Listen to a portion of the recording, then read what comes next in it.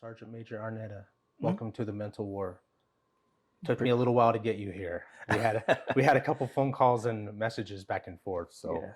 But you served 26 years in the United States Army. You were an Army Ranger with a number of Army units, right, or Ranger units. And you're also an Army Ranger instructor. Mhm. How long were you an instructor for? I was about a year and a half till they fired me because I got promoted to E8. They usually fire you when you get promoted to EA. Is Yeah, I got that when you're I got done promoted for? out of the job. Yeah. Oh, really? Yeah. What? Crazy. They made me a first sergeant. Oh, damn. That's a bummer. Well, I mean, unless you were ready for it. Are you ready to get out? Yeah, I was ready for it. There you I go. was a senior NCO, but I knew when I got there, I was like, probably not gonna be here that long. Yeah, sure. Yeah. You have 3 deployments to Iraq, 2005, 6, and 7, Mhm. right? 2000, and then 3 deployments to Afghanistan, 10, 12, and then what year was your 13. 13? Yeah, 2013. there were a couple of short deployments. Couple of shorter Yeah. ones. Yeah. Where were you at in your Afghanistan one? I feel like you and I were there at 2010. I was leaving March 2010. I was Oh there no, for- no, I was there September 2010. Oh, I was there. Yeah. So I was several places. Bagram. I was up north, a couple of places up north, and then I went down to. Oh my God, I can't even. A pretty big base off to the east. I was down south. I was in Helmand. We had Helmand.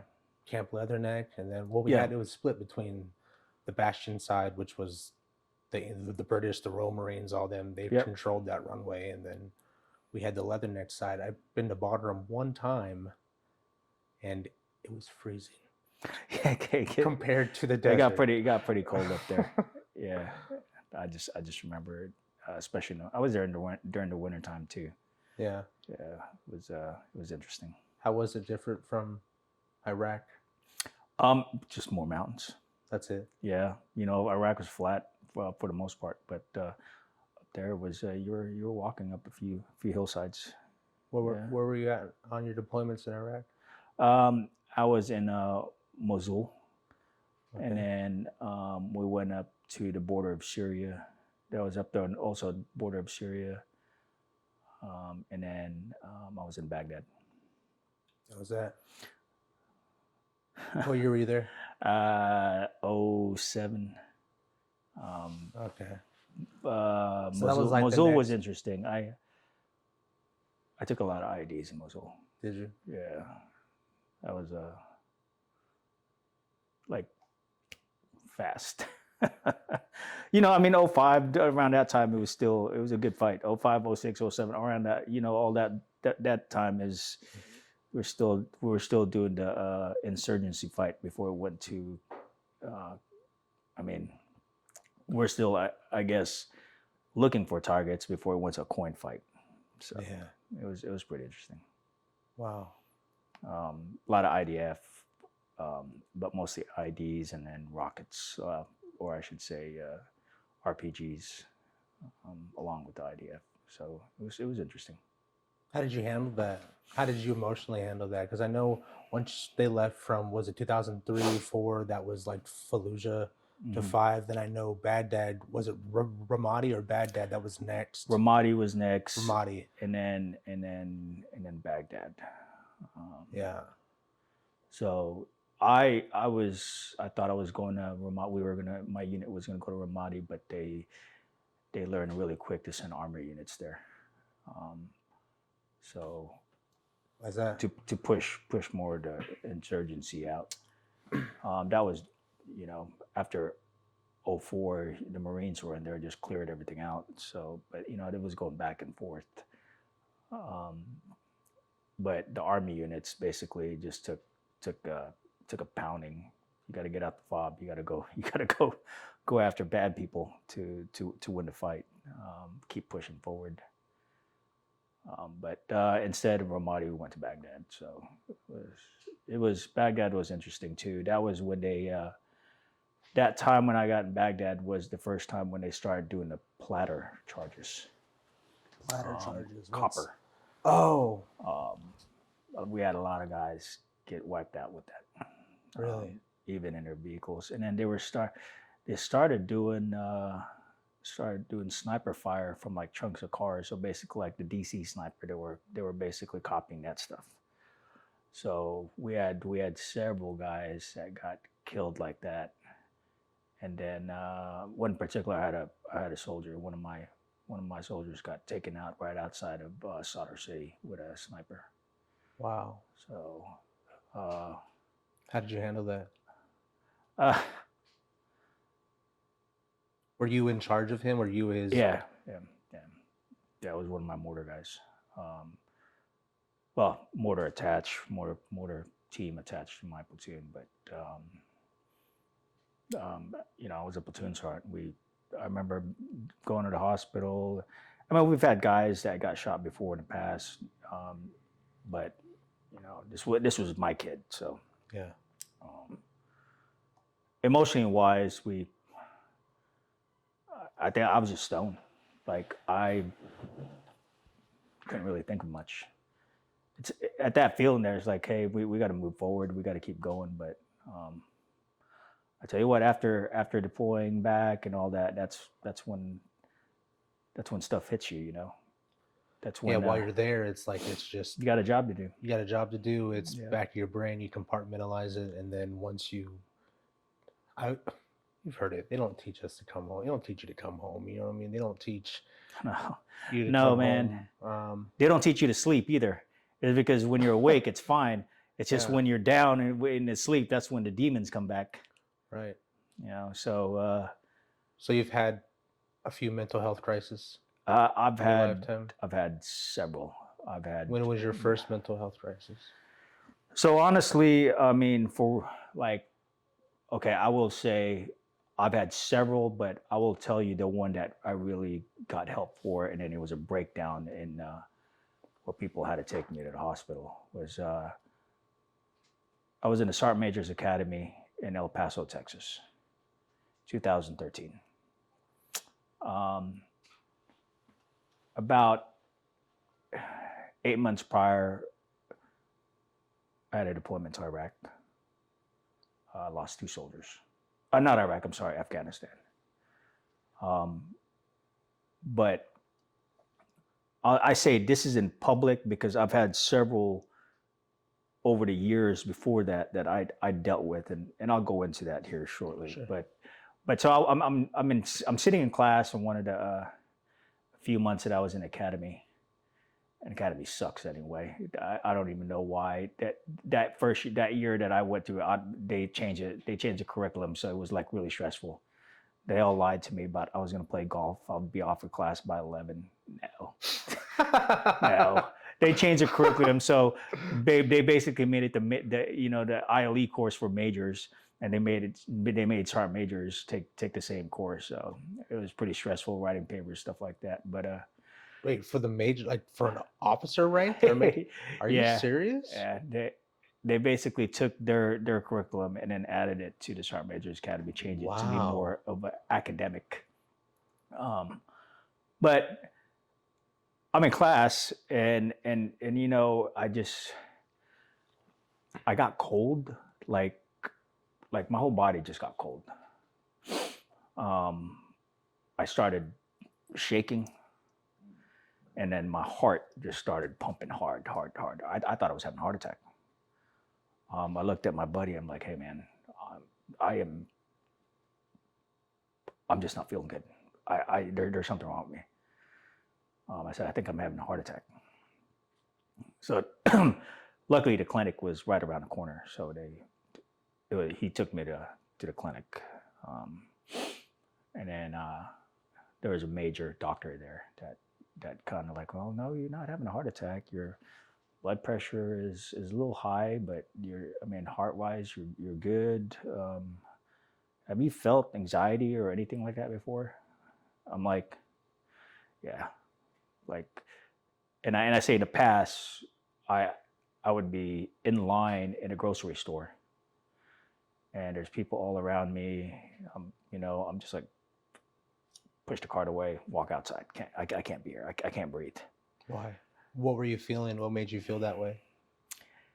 Trauma, psychological wise, taking IEDs, getting into a fight. Just being around people or in public in general? I didn't want to be around people that I didn't trust. Like I felt like I couldn't trust them. Felt like something was going to happen. I had to leave. I think, and thinking about it over the past, was like we're all soldiers. If we don't feel comfortable, we defend ourselves. Right. So, I can go one or two ways. I can attack, or I can be in a posture of defensive. So I think I was more of defensive because I just didn't trust my environment. And I've had it came out because after that I went to go see a psychiatrist, and then all the different traumas and all the different things that I've talked about in the past, and anxiety and everything that I've ever experienced. I got diagnosed with PTSD. Back then, we always hear about PTSD. Man, you forget about it, man. Just deal with it. Yeah. You deal with that shit on your own. But at the end of it, I was dealing with it on my own. I was dealing with it where I remember times when I'd be in a vehicle after a few IEDs and then come back and go inside a vehicle, and I feel like claustrophobic. I'm like, oh, shit, I can't be here. They're like, hey, and you're trying to tell yourself, calm down.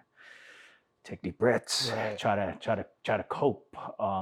Think about the mission. Think about something else. But you got to calm yourself down. Even I remember through the years of combat operations. I remember one time it hit me. I was going inside a night mission, going into CH-47, and then I'm just thinking to myself, like, fuck, man, I gotta be inside that thing. Fuck, you know how tight that thing is, and you can't always breathe in there. It's fucking hot. And then I would, resiliency wise, which before resiliency was a thing, you would tell yourself to just breathe, calm down. Yeah. And I told you before, I think because of my military training, with everything I've experienced, going through basic infantry, Ranger school, Jump Master, Pathfinder. I mean, I'm just naming some schools I've been to. Combatives, level 3, fighting your way out there, hanging out of an airplane as a Jump Master. All that combined is that I was scared. Hanging out on an airplane on a door looking for the drop zone is not a normal thing. It's like, but in my mind, the difference between me and somebody else, or the difference between us and other people, is that we do it anyway. Did you volunteer for a lot of those schools? Yes and no. They're like, hey, you're going to Jump Master School. Roger, Sergeant. Yeah. Voluntold. Yeah, voluntold. Like, hey, you're going to Pathfinder School. No, I only asked. I just didn't. Because and Ranger wasn't going and yeah. I mean, it was like, hey, you graduate basic airborne and all that, or like, you spend a year or so and you go to Ranger School. That's right. You just do it. Yeah. Wow. But I think is with my training, and that you put it through your head, because you have to graduate certain things. You have to graduate these schools. That regardless of how scared you are and what you're feeling, you have to put that shit to the side and do it. And I've done that with trauma over years, and I put it to the side where I knew what I was doing. I knew it was kind of happening, but then it got to the point in 2013 that I just couldn't put it to the side anymore. What happened? I needed more. What I needed happened? more help. I think it was just coming back from multiple deployments over the past couple of years, and then I've had 2 soldiers that were killed 8 months ago, and then now going from one stressful environment to another stressful environment, which is an academic environment. Physically strong, mentally had too much stuff going on, way too much stuff going on. Where I honestly thought that I couldn't, I couldn't handle it. I needed help. What'd you do? So they put me under medication, and then I talked to a couple of psychiatrists for a while. You know, what really pisses me off about that too is like when you get to the VA, and then, you know what, they don't fucking know what you've done in combat because none of them's ever served. So you know, when you're talking to these people, it's like who, you know, they're looking at you, but they can't relate to what we did. Right. So how do I tell you my feelings when we've never chewed the same dirt together? I felt that at one point for a long time, and I realized one day that I didn't need someone to relate to me. The damage is already done. I need someone to fix me. And once I came to that like realization in my brain, it let me open up a little bit more, but still I'm with you. I was still very, very reserved. That's why I always ask for a veteran provider, a veteran therapist, a veteran, and they are few and far between, you know. And you know, and I totally agree with you. Is that you know, talking to my friends, other veterans, with certain things, I really only need that person to give me the right medication, Right. to a way forward. Or I go back and say, hey, I'm not, this doesn't make me feel right, you know, but can we try something else? So really, they're just somebody to prescribe me something. Back and forth conversation isn't doing me shit. Talking to you, you know, other buddies, you know, got so many other friends out there that I'll call if I need something. Yeah, I mean that's like the whole point of this. What I'm trying to do here with this platform is to, I mean, it doesn't matter how many people come on, however many times, and if folks are reserved, because it is a hard topic to talk about, and it is a hard subject to even, because people's families see it, people's friends, people, you're really opening up, you're really coming out. But in the end, if one person sees it, if a veteran, a first responder, a human being sees it and takes anything from it, he even gets a laugh out of it, during the time. I mean, that's one moment in their life that they're distracted from their mental health issues. And even me, breathing, grounding, there's sometimes I'll go stand out in the damn grass barefoot. I mean, just to keep, because nothing else is working, so I'm with you. I mean, but this platform is wide open for you and anybody else. So no, and I think it's great. I think more, they don't, it's just, they don't teach us how do we cope when we come back. Nobody's done that. And I mean, for years, World War I, II, Korea, Vietnam, Desert Shield, Storm, Panama, OIF. I think Guadalcanal didn't count, right? Yeah. Wasn't it like 6 hours or 8 hours? Yeah. I was like, he skipped Guadalcanal. But nobody ever. Or Grenada, not Guadalcanal. Grenada. No. Guadalcanal was where we Marines served. I'm all jacked up. It's a Monday. Is it a Monday? No, it's Sunday. It's almost a Monday. Damn, I skipped Grenada. That's too bad. My cousin, Grenada, that's what it was. My cousin jumped in there. Yeah. With 1st Ranger Battalion. I shouldn't have skipped that. Sorry, buddy. But they don't. Over few years, they take the PTSD assessment. I'm like, are you fucking stupid? If back then, if I tell you what's wrong with me, you're gonna kick me out the army. You're gonna think I'm a shitty soldier, and because that's one thing that the military, Marines, Army, Navy, Air Force, it's like if you go to sick call or you go ask for help, you're fucking weak. You know, that stigma back in the day, that shit needs to change. It needs to change to where, no kidding, if I'm hurt, I need help. You know, there's something wrong with me. I need you to help me because you fucking put me in this position. You put me in this predicament. You made me do it. You know, and I was guilty of that as a leader. Shame on me. I'm like, you go to sick call, you're a pussy. You better suck it up. Yeah, well, sucking it up now with now my legs, my back, my neck fucking hurt, suck. I pay for it later because I sucked it up. I should have got help.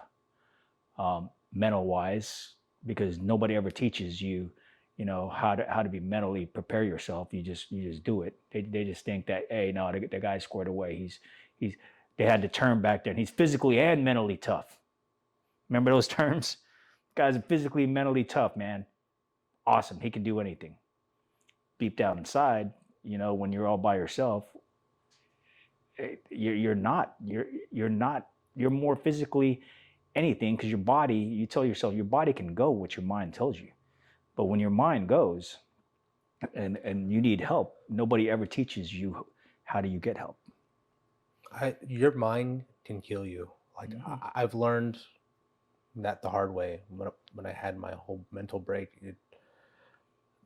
The amount of lockup, the amount of just craziness your mind can play on you without any course, without any, I mean, they don't want none of it, it just comes and comes and comes and comes. But, I remember those days. In the Marine Corps, it's a little bit different. It's, you're good to go. Are you hurt or are you injured? If you're hurt, suck it up, get back at it. Here's some ibuprofen, but if you're injured, then we need to go. And our thing is we were always encouraged. Yeah, go to medical. We're always encouraged. Go see a corpsman. And then we went, and we came back, you got shit for it. And you got shit on for it. And you got shit. And it wasn't just like the rest of the days. Sometimes it was all week long. I go to medical on a Monday, and Thursday I'm still hearing it from NCOs. Like, you know what I mean? Oh, you didn't, you're not hurt today. Or, it's just, and it's all fun and games until it's not. And in the end, when it's all said and done and all that shit is past and you're left with your family and whatever is left, now you're stuck dealing with it. Even myself, the shit that I did to some of my Marines, was it worth it? I've had 4 of my guys kill them. So I had this staff NCO that I never would have thought for 1 minute would have taken his own life. Had a picture perfect life. Yeah. Never said anything about anything. Never had a mental health break in his nothing. Got out of the Marine Corps, retired, couldn't take being, I don't know. He shot and killed himself. But isn't that how this goes these days, though? Because I've had a good buddy of mine, John Barnes, been in several Ranger battalions. I went to Sergeant Major's Academy with him, and then he went back for fellowship to get his master's degree so he could teach there. One day he went to the park and never came back. Crazy. Just, and even I've had several other soldiers in the past. Like how. Now there's some that obviously because either leaving a note or something happened trauma wise, but it's the quiet guys that just don't. You never would have thought. And I've sat there on my couch before with a 45 in my hand going, let's do this. And then, I've sat there and just thought about the different things. Why? Why do you want to do this? And I've tried to analyze, why should I start, or why do I continue to live? So I kind of use an analogy of like a salmon. The salmon goes back up, does his life out there to sea, done whatever, right? We're kind of like salmons. and then at the end of it, we swim back up to plant our seed and then die. Um, but you know what what do you think about that makes you want? I think about the newly born salmon that goes out to the world and say, "Hey, I want to live." So, what makes us want to live? At times, I don't know. For me, the simplest thing, and I don't have that thought process too often. How I used to, still once a couple times a month, maybe they'll come back. Those thoughts like, hey, what's the point?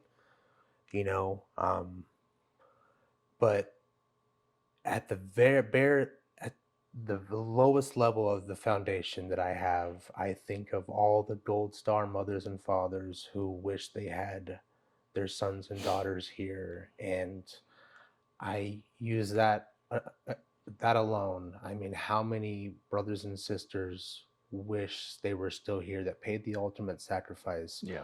What a disservice you would do, I would do, we would do to them. What a disservice you would do to their memory to throw away what I'm sure they wish, their family wish. So at my lowest point, I always come back to that same excuse, if you will, you know, before I had my children, my family, now it's my kids are number one, that I could never, I think about that, but the thoughts, they're still there and they don't stop. It's why I say, you're never Yeah. out of the fight. It never stops. But yeah, that's just what I think, that you talked about a disservice to the memory of those who I'm sure wish uh, could still be here and their families. So that alone keeps my head above water, and Of course, yeah, and uh, and I also do, religion. I was raised Catholic. right, I'm not a. I mean, I'm not a very good Catholic. I'm not so practicing. Shame on me. Um, but in the Catholic world, if you kill yourself, you're going to hell. I don't know. Don't normally want to go to hell, but don't want to go to hell. Um, but I think about my family too. Especially my mom, my dad, and then think about my wife, my kids. If I do this, I'm not just hurting me. I hurt everybody else. everybody else. So it's a struggle. It's like there's a demon inside of you. There's a demon inside all of us, an evil. That's what you're struggling with. And it just honestly, it's just That's what they one day at a created, time. though. That's what they created. Yeah. They say you drank the juice. I mean, my Achilles tendons gave out. That's why I didn't get to stay in and retire. Otherwise I'd still be in. But yeah, I mean, that's what they do. They create that monster in you, Yeah. and you drink the juice, and you become accustomed to the customs, and it becomes your life. And then in the end, there you go. Here's your here's your Navy Yeah. or your Army comm. Here's your whatever. Thank you. And that's it, man. I mean, Yep. They and then everybody drifts apart. You notice that? Like, first couple months, everybody, hey, come on out, but then people get chained, PCS, Oh yeah. I came up with this saying a long time ago, and I used to tell my soldiers how the army uses you. Use you, abuse you, lose you. yeah, That's just nature of the game. yeah, The train's gonna keep going. right, You think you're the baddest motherfucker out there, but guess what? When they say "see ya," here's the next guy. Well, they'll go find the next guy, and then right. that's just how we're That's bred. it. It's a cycle. But psychologically wise, it kind of screws you when you're no Yeah. longer, like, if you can't serve anymore, and you really this none of us that actually stayed in for a minute, or stayed in, or to volunteer and do what we did, right? And regardless if you stayed in 2 years to 30 years, um, we all had a mission. We all had, let's say it was more of like either family that's been served before the past, or you're a patriot and you wanted to really serve your country, Right. regardless if you stay in or get out. But while you're in, you're proud of what you've done. Um, but when they're done using you, and you get to the lose you part, it's like that's really tough on a soldier's mind. Yeah. It especially if you enjoy it. Like I would still be if I wasn't as broke as I was, so many times jumping out of airplanes, and I could run again. I came to the end of my career that I couldn't run anymore. Matter of fact, they had to cut my toe off. Oh. But I would stay in forever. I just enjoy the camaraderie with my soldiers. Yeah. I would stay in. Yeah. What do you miss about it most?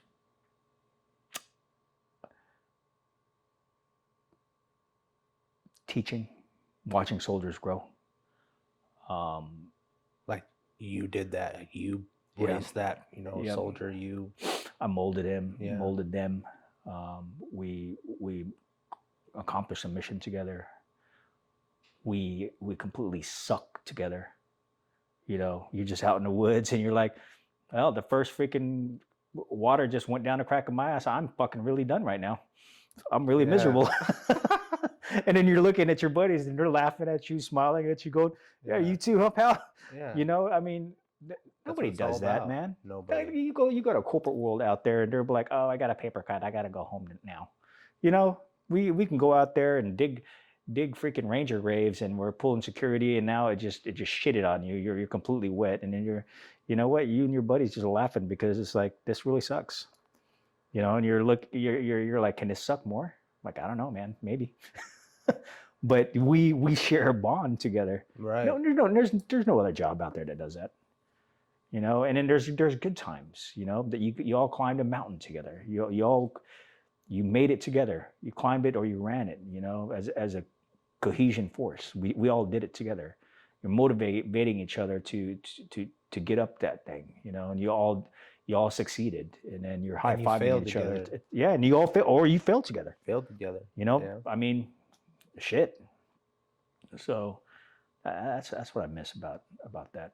There's nothing out there that you're actually happy to see your peers or your subordinates at 05 in the morning because you're gonna go do something great. Yeah, absolutely. If you had one piece of advice for anybody watching, wanting to join, or still in, from a mental health perspective, what would it be?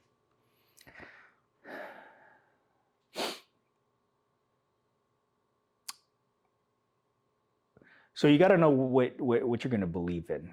Like, you go through and people know it because of what they were taught by their parents or some mentor before in the past. But you got to believe in something. I think that's important because that kind of shapes your mind. And I will say spiritual.